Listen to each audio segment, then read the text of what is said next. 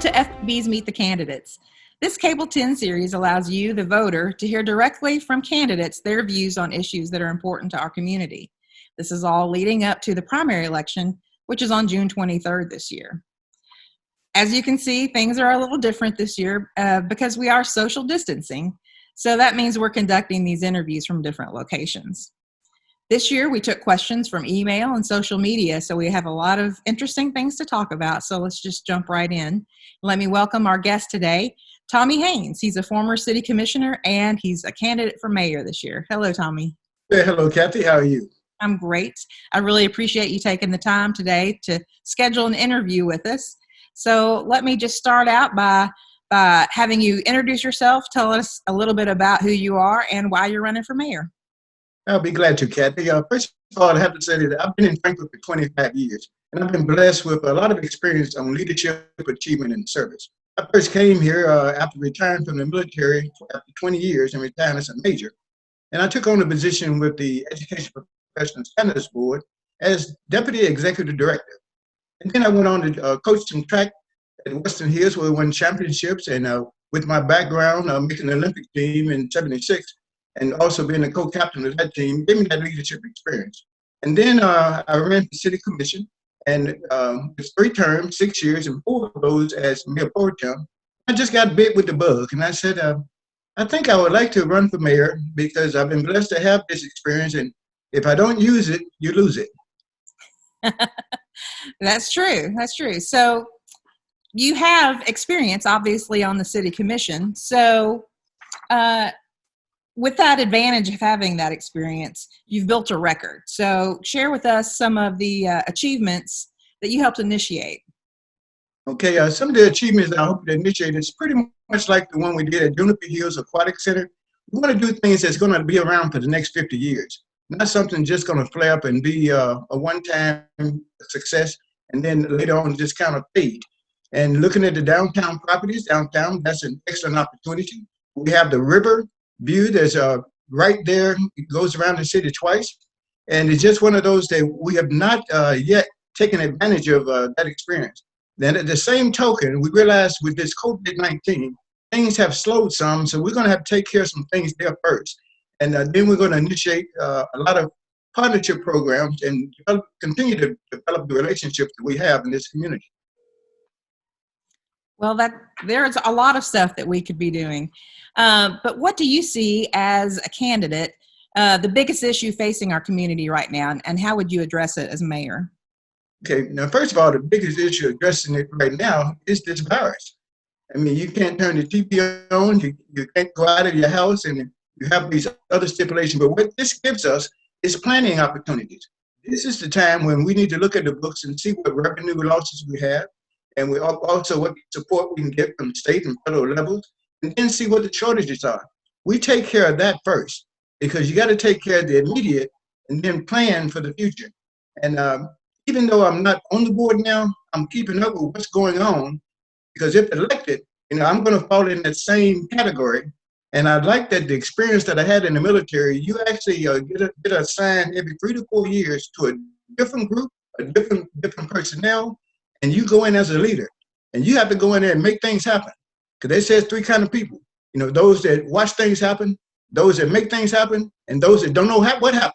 So I want to make sure I want to be one of those people that make things happen.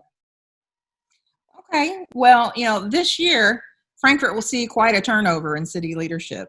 We'll have a new mayor and at least 2 new city commissioners, if not more.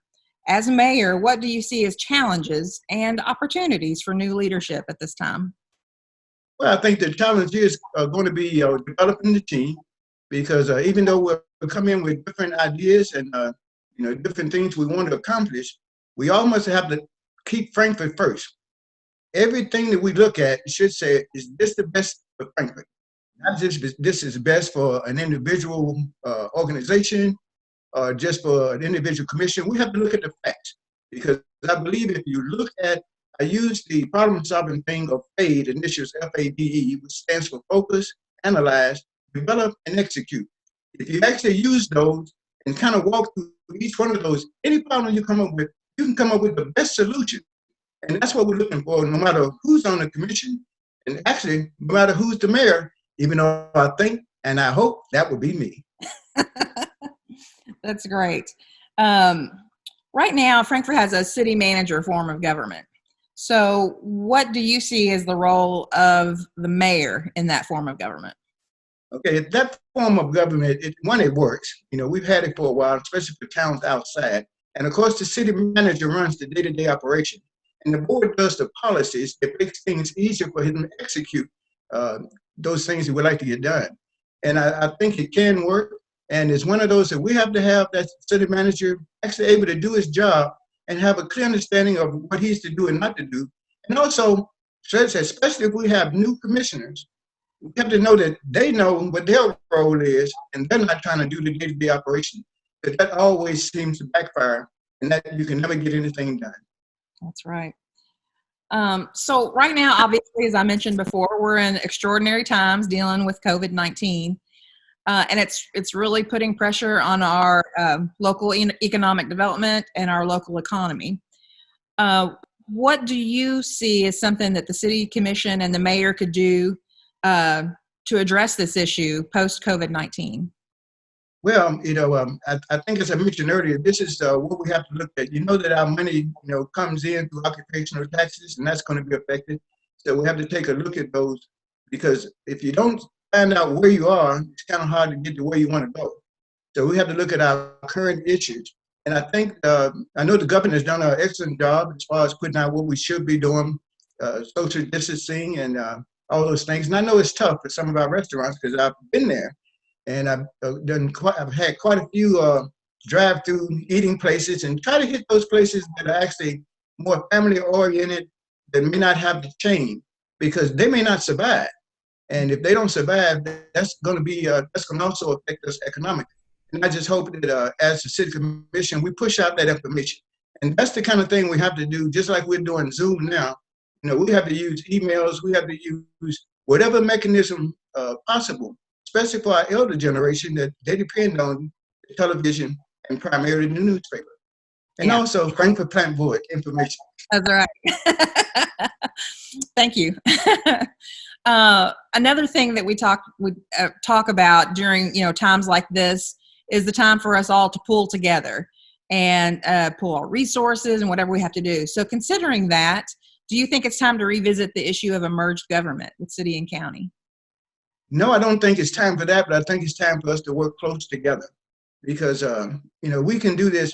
And I'm glad you mentioned that, because that's one of my goals, and that is to build a relationship and partnership that have already been started, because we have the resources, we have the people, we have the experience, but they have not worked together and going in one direction.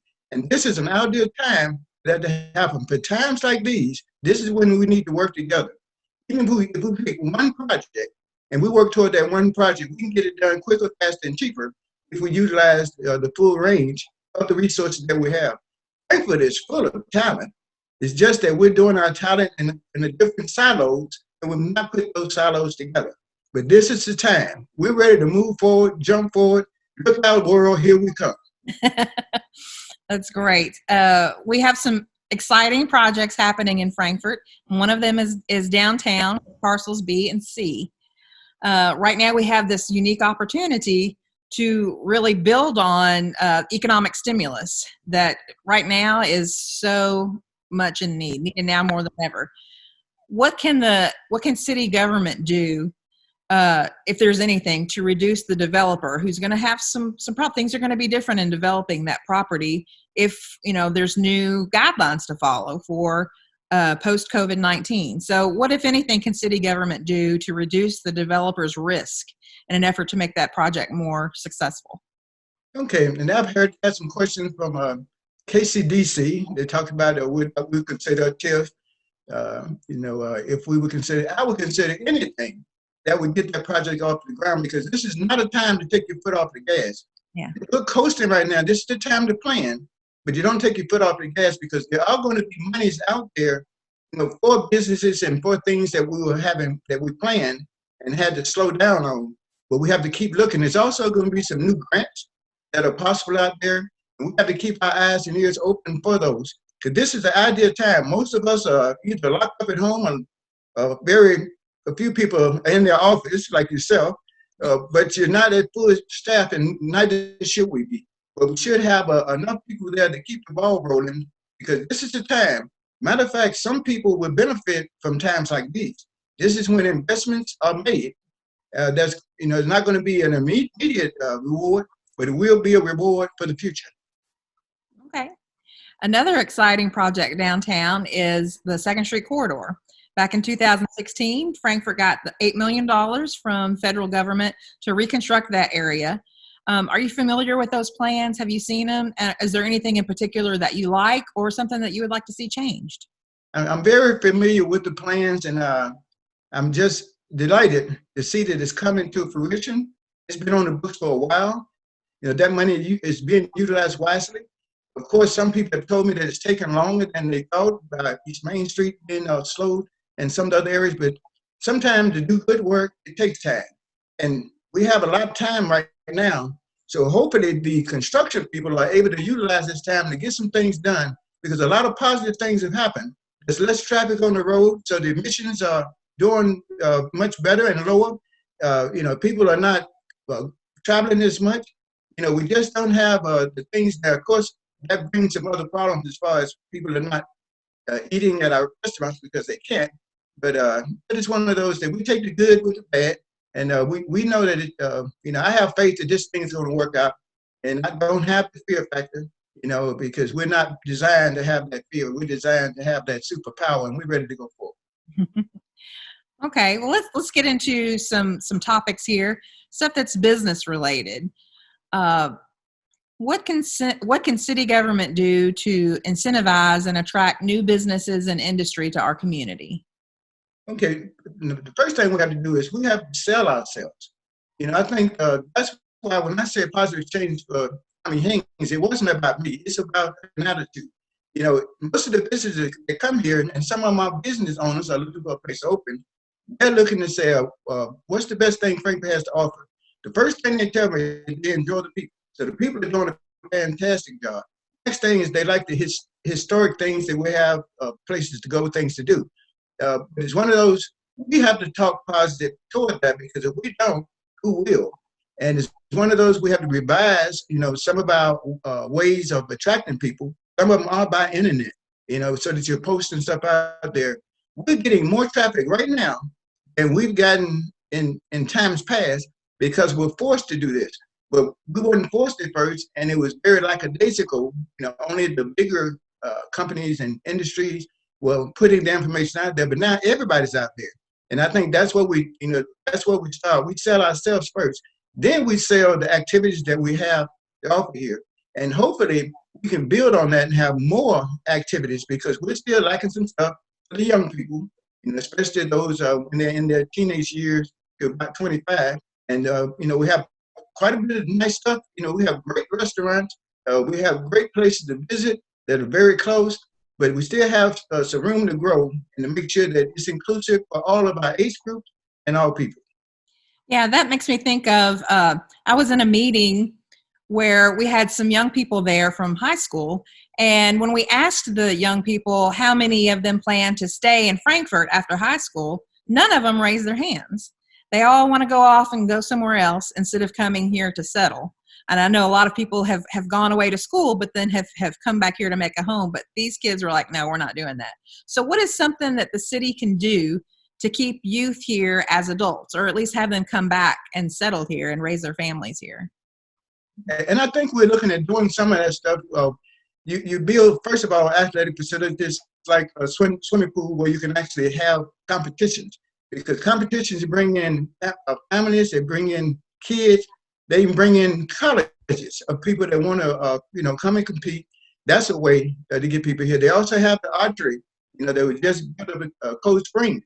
If you see all the people that come there, there's a wide range for that. We have so many opportunities, because one of the things that seems to bring us together is food, athletics, and music. If you put any of those on the table, people show up. And then when they show up, you got to show them the other opportunities they have while they're here. Yeah. So as mayor, is there anything you do, what ideas do you have to involve young adults in city activities to foster the importance of civic involvement? Okay, I actually want to have a little youth board that comes down, and they actually are interested in civic things. Because when I am with Kiwanis, and we actually did a junior achievement thing. We did it for third graders. We've done it for high schoolers. We've done it for middle schoolers. And the ones that are interested, they see how city government works, and they get interested. If you get somebody from each of those schools, including the private schools, to see what the interest are, let them know how city government works, because they don't teach it as much now as they did a few years ago. But it's one of those, I go in the classroom and ask them, what do they want to be when they grow up? Some of them have great ideas, doctors, lawyers, and normal stuff. One person says she just want to work at McDonald's. And I said, well, you might want to think about owning a McDonald's that is a franchise, and you can still eat the hamburgers you want. That's right. You mentioned KCDC earlier, and something that Terry Bradshaw with KCDC has shared with us is that a problem that business and industry have here in our area is that once they find skilled workers that they could hire, they often find that they cannot pass a drug test. What can city government do to help address this issue? Okay, and we actually have started already. They have an agency called the ASAP, Agency for Substance Abuse Policy Board, and they're working very closely with the health department. And along with, I was on the board when I was on the city commission, and I hope somebody's on there now, because they're making strides. When they had the needle exchange program, that actually got some people going to rehabilitation and trying to get off the drugs, because that's a problem that's not unique to Frankfort. And it's one of those that we have to take every step and every opportunity we can to help these people get off the drugs, because it not only affects them and their family, it affects the community. And I think that's the first step, and that's just to get involved with other agencies, because we don't want to reinvent the wheel. We don't want to do something that somebody else is already doing and can do well. That's good. We had a viewer write in who has a concern about problems with mental health and homelessness here in Frankfort. Do you have any solutions that maybe the city government can get involved in that to address those issues? Okay, the homeless issue, the first part is just identify them, because I have talked to homeless people, and then some of them go to the men's shelter, they seek shelter in other places, and some ones that don't want to go inside of the shelter, there's nothing you can really do there except we give them food, we wish them the best. And I'm not sure the other categories you said. I know it was the homeless person. Mental health issues. Now, I am so glad that they are actually starting to look at the mental health issues, because that's a worldwide problem. And some of these shootings and things, that's why those happen. And we also have to make sure they evaluate it properly. Unfortunately, in my time in the military, I've had people that have the PSDT, the post-traumatic stress syndrome. Right. But they have all these skills. But every once in a while, if they hear firecrackers or something like that, it sends them off. Or they have headaches. And it's not just military people. This happens to people that have been in stressful jobs, whether it's firefighters or policemen, especially the ones that's been in those kind of arenas. And right now, we're talking about our medical people that are out there working on COVID-19 patients. And I've read and also seen on YouTube quite a few people that have been affected in a mental way. And they take it home with them, and it's very dangerous. And I just hope we keep our hand on the pulse, and that we can help these individuals to get back to being a productive citizen. Okay. Our town has recently encountered problems with consistent recycling. Mm-hmm. What solutions do you propose for limiting the waste in our town that needs to be recycled or thrown away so we can avoid future problems? Well, that's a problem, because we need to recycle, because you just want to keep as much of the stuff out of the landfill as you can, and just keep the waterways and all that in healthful ways. And it's one of those, it's a tough one, because they only have so many recycling centers. I know I drove down to Louisville to see what they were doing, and one of their equipment was broke that day, so they wasn't recycling that day. So that was a wasted trip. And of course, we were working with the ones in Lexington. And I think the educational piece has done a very good job, and that is letting people know what can be recycled and what can't. Because there's still some confusion sometimes about what can be recycled and what can't. And I think the education piece is first, and then you follow up and always look for ways to improve, looking for organizations, businesses that take recycling. we might have to have recycling going to more than one place. We have one of them already set up, but maybe there's someone else that might do glass, that might do something other than cardboard. And of course, we have the tin cans and stuff that goes along with it. So we're on the right track, but I would hate to see the recycling program go away, because I've been to some towns that don't have recycling, and it hurts my heart to see all those things that could be recycled go in the trash. Yeah. If given the opportunity, if you're elected mayor, how would you make improvements to the Architectural Review Board? We have to look at their policies, because I've had the opportunity to look at them very deeply now since I've had questions about that. And I think they have the main process set up very well. We just have to look and see, is there anything we can do better? Is there anything that can be streamlined? Is there anything that we're doing that we shouldn't be doing? Because, I think the ideas are correct, because if you don't measure something, you can't improve it. And that's the way we have to continue to measure things. I used to have a great golf game until I started keeping score. Then all of a sudden I had improvements to make. Well, we have an issue here in Frankfort where we have a lot of empty buildings, but yet there's still development going on in other places in Frankfort. So as mayor, what would you suggest we do, or how would you address the need to infill? With infill, we need to really train these people to be entrepreneurs. That is going to be the next step, because, people are not going to just want to work at factories or work. We have people with some brilliant minds coming out. I was so happy to see that ice cream parlor open up downtown. I'm so pleased to see people that just come in and said they're going to do something, and it works, because one, if they have a passion for something, it'll work. And it's one of those, if we create the environment, a lot of times it becomes a think tank. If we want that people might come together collectively. We have a lot of people, young people, that are looking to start business. I've actually talked to several that want to start. We have enough restaurants, and people still, that's an easy place to get in. But we need other things. People in technology. I would love to have, like they have all these sites and at other places.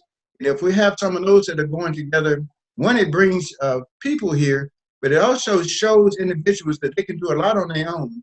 And that's the kind of training that we need, so people can have a thought process, they can solve problems, they build relationships, because we are a multicultural city, and we need to just use the talent that we have within us. Okay. I have a few questions now that are like quick fire, probably short answers that I'll just start out with. Do you support allowing chickens within the city limits? I don't know enough about that, and I said that in the paper that I don't know what the effect would be, but I support looking into it. Okay. Would you support regulations on food trucks? Regulations on food trucks. Yeah. I hope we already have some regulations on food trucks.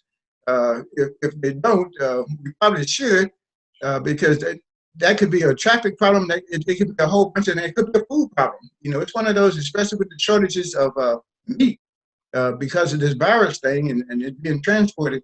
I think that's definitely worth having something written up about it. Okay. Where do you stand on the bicycle ban at Leslie Morris Park? I only heard about that after that went through the commission thing, and I really, anytime you talk about preservation and you talk about things that could improve economic things that could sometimes be conflict, the current ban, I guess it's the right thing to do if they're talking about the preservation part, but I would really like to get more information to see what they were even thinking, to see that whole process, because it kind of blew up fast in the city. It did. Oh, okay. Some of the candidates have not been responding to the questions sent by the State Journal. If that includes you, why have you not taken this opportunity to make your views and ideas known to a wider audience? Well, thank you for that question, because I have responded to all the questions. And it's one of those that I wouldn't say it was an easy task, but it did cause me to really think about some of the things that have happened in the past, some of the things that happened in the present, and even some things that could happen in the future. I thought I didn't think we needed one every week, but I understand that they want to put more in the paper than the COVID-19, and hopefully people are reading it, and it is making a difference, because I do put a lot of thought in those, as I would anything that came before the city commission, the board of commissioners. I really research those, and a lot of times my research is just going online, and I do have some materials at the house that I pull out, and it's just one of those. I think as mayor, you have to be well-rounded, but you also have to be flexible because things change very fast, as we've noticed at this last virus. That's right. So now is the time that I'm going to give to you to just talk about your goals that you would champion during your term, tell people why you're the best candidate for mayor, and ask for their vote. Okay. Well, my name is Tommy Haynes, and what I have a gift of is just bringing people together and building a partnership, and that's what I think we need more than anything. The next thing, I want to make sure the community is very educated on a city manager-run government, because some of the questions I'm asked if they're not really a mayor position. It has to be a board decision, and all I can do is say what the individual needs. Also, I want to make sure that we build that infrastructure of the think tank that includes Kentucky State University, it includes KCDC, Chamber of Commerce, our small businesses, our state and local government, our city and county, because that's where we're going to make a difference. And I think it's one of those I've heard that the key to success is confidence, and the key to confidence is preparation. I feel like I've been very prepared to be in this position. And in times like this, you need somebody prepared to move forward. So vote for me, Tommy Haynes, on June the 23rd. I won't let you down. All right. Now, is there somewhere folks can learn more about you? Do you have a website? Yes. If you go to TommyHaynesForMayor.com, you can put up all the information that has, and hopefully it'll tell you even more than we had time to talk about today. I'm sure there is. There's just never enough time. You're right. So, I want to thank you, Tommy, for making time for us today. And I know our viewers appreciate hearing from you. Well, thank you, Cathy, and the Frankfort Plant Board for allowing this platform, because I do miss those times we are together. I know, me too. And to our viewers, let me say, voting's different this year. So be sure to go online and go to govoteky.com to request your ballot and get up to date on the voting process. Because this year it's different, so it's time. It's election season, people, so let's get informed and let's go voice your choice anytime between now and June 23rd. And that's all we have for this edition of Meet the Candidates, so we'll see you next time.